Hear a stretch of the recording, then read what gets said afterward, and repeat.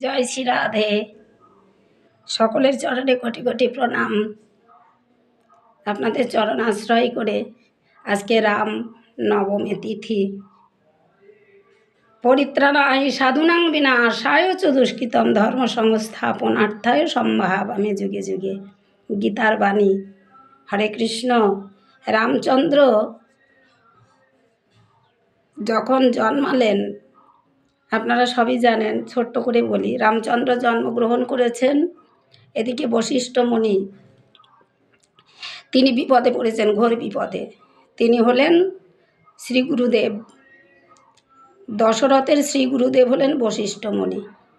তো রামচন্দ্রের এখন 5 বছর বয়স। 5 বছর বয়সে বলুন তো শত্রু নিধনকে কী করে করবে?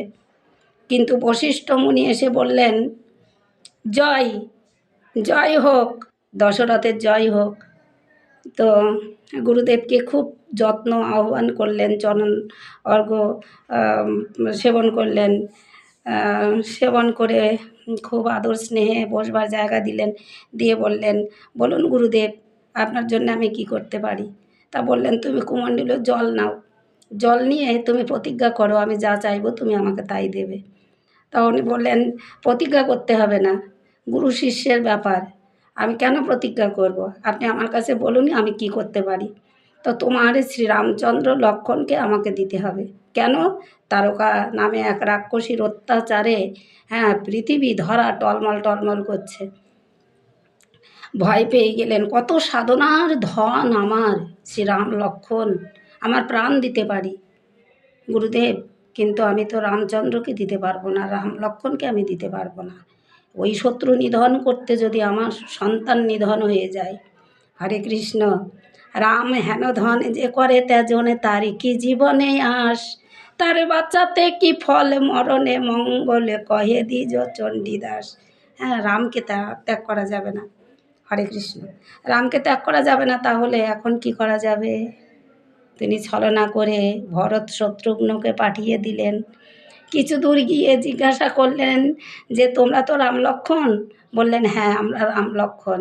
আচ্ছা বলো তো, এই পথে যদি যাই কণ্টক আছে, বিপদ আছে, এই পথে যদি যাই বিপদ আছে, তাহলে এই বিপদ থেকে তো মুক্তি পেতে গেলে আমরা কি করব? এখানে গেলে অনেক রাক্ষসের ভয় আছে, কিন্তু যেতে কিন্তু 12 দিনের পথ লাগবে, আর এটা কিন্তু 12 ঘন্টার পথ।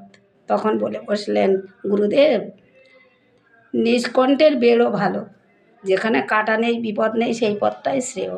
তখন উনি বুঝে ফেললেন এরা রাম লক্ষণ নাই। রাম কোনো দিন বিপদের ভয় করে না। শত্রুকে দমন করবার জন্য শ্রীরামচন্দ্র এসেছেন, আর রামচন্দ্র কিনা বলেন যে এই পথে যাব না, ওই পথে চলো, নিষ্কণ্ঠ পথ ভালো। ফিরে গেলেন।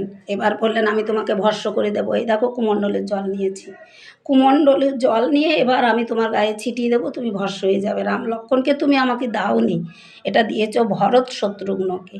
ভয় পেয়ে রাম লক্ষণকে তিনি দিলেন। হরে কৃষ্ণ। তারকা রাক্ষসীকে, তারপরে অনেক কথা।